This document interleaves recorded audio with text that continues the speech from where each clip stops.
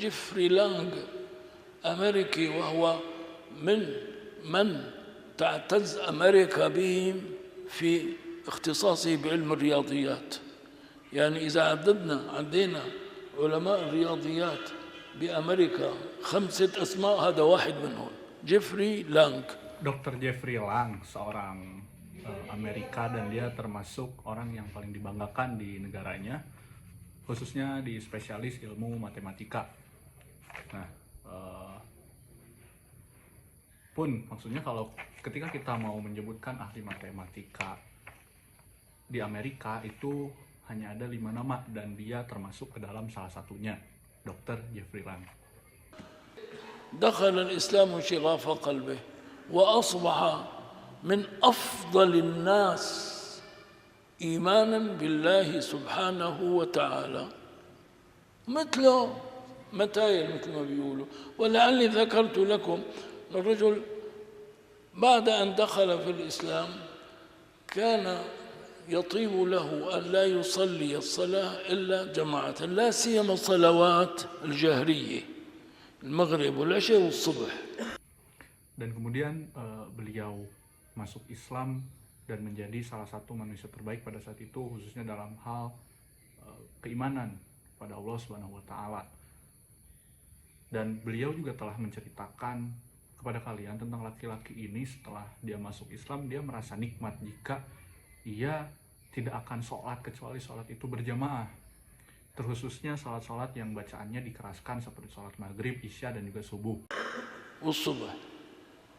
وجديد هو دخل الإسلام لا بيعرف عربي ولا شيء، فيقول هو في كتاب له فيما بعد ألفه، عم يحكي عن هالفترة هي بالذات أول ما دخل، عم يقول سألني أحد الفضوليين المسلمين لكن فضولي كتار هذول، قال له أنت طيب ليش حريص أنك تيجي تصلي المغرب والعشاء والصبح جماعة وأنت ما بتعرف لغة عربية، ما عم تعرف شو عم يقرأ الإمام.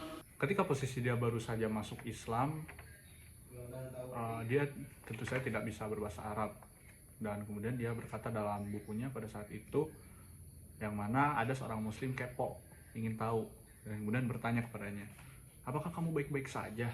Kenapa kamu begitu rajin dalam sholat, khususnya maghrib, isya, dan subuh berjamaah, padahal kamu tidak tahu sama sekali bahasa Arab, kamu sama sekali tidak tahu apa yang diucapkan oleh imam. فقلت له أم جيفري لانغ لماذا يركن الطفل الرضيع لصوت ولكلام أمه وهو لا يفقه بعد شيئا من حديثها؟ أنا أشعر أن بيني وبين هذا الكلام كصلة ما بين كلام الأم وهذا الطفل الرضيع، فأنا بسمع الكلام لأني بنبسط. شايفين كيف؟ هذا جواب هذا الإنسان. شوفوا المسلمين التقليديين اللي عندنا وشوفوا هذا الإنسان.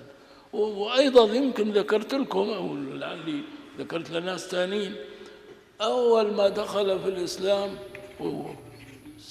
عرف إنه في شيء اسمه صلاة الليل، قيام الليل. Beliau beranggapan bahwa suara yang dia dengar ini sama persis terhadap suara dan percakapan seorang ibu dengan bayinya, sementara sang bayi sama sekali belum paham apa yang dia bisa pahami dari percakapannya. Nah, dia ini merasakan bahwa ketika dia sholat, ini ada hubungannya seperti hubungan antara ibu dan bayi yang sedang menyusui.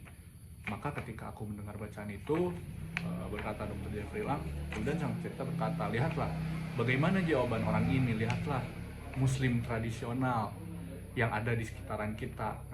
Dan juga sang penceramah menyampaikan, kemungkinan juga telah aku sampaikan kepada kalian, aku pernah bilang kepadanya, ketika begitu dia masuk Islam, dia tahu ada yang namanya sholat malam atau qiyamul lail. بيفز الواحد قبل الفجر بساعة بيصلي، أصر على أنه هو الثاني بده يفز قيام الليل، هو مو متعود، فوضع منبه قدام راسه، صار وقت اللي يطن المنبه بالوقت المحدد بيكبسه وبيرجع بينام. بده يعالج الموضوع. هو يعني خبير بالرياضيات، يعني استعان بالفكر الرياضي وقام جاب منبه تاني يحطه بالصالون. Nah, kemudian salat malam tadi, kemudian dia salat malam yakni 1 jam sebelum subuh, padahal awalnya dia tidur, dia tidak terbiasa salat malam, lalu dia letakkan alarm di kepalanya, lalu saat alarm berbunyi tepat di kepalanya pada waktu yang sudah ditentukan, kemudian dia mematikannya. Nah, akhirnya dia mulai mengatasi masalah ini, yakni dengan, dikarenakan dia ahli matematika, dia mulai memanfaatkan pemikiran matematikanya. Nah, bagaimana? Dan dia kemudian membeli beberapa alarm pada saat itu dan kemudian menaruhnya di ruang tamu. وربطوا بعد المنبه الأول بشي 5 دقايق. طيب صار يرن الأولاني يسكتوا، بعد 5 دقايق يرن الثاني، يروح على الصالون يسكتوا ويسطع بالصالون. ما استفدنا شيء. جاب منبه ثالث، وين حطوه؟ بالحمام. نعم، صوت قوي، فصار إذا سكت المنبه الأول الثالث بيشعر بعد منه. نعم، فلما بيروح على الحمام خلاص وصل للحمام. Ketika alarm pertama mulai berbunyi di ruang tamu, kemudian ia matikan setelah 5 menit, lalu dia pergi ke ruang tamu dan dia matikan, yang mana tidak ada gunanya juga, dan akhirnya dia kembali ke tempat tidur. Nah, kemudian pada selanjutnya dia mencoba untuk menaruhnya di kamar mandi. Alarmnya dia taruh di kamar mandi dengan suara yang keras. Jadi terdapat 3 alarm di kepalanya, di ruang tamu, dan di kamar mandi. Nah, setelah itu ketika alarm pertama berbunyi, otomatis alarm kedua berbunyi di ruang tamu, yang mana ia akan segera mematikannya di ruang tamu. Setelah ia berhasil mematikannya di ruang tamu, maka otomatis alarm ketiga yang ada di kamar mandi pun akan berbunyi dan dia pun akan mematikannya, namun di kamar mandi.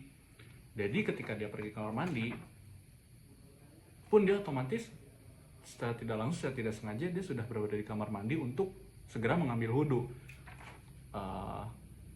Jadi intinya orang ini memasang alarm berantai, yang mana terdapat 3 alarm ini di kepalanya, kemudian di ruang tamu, dan juga di kamar mandi.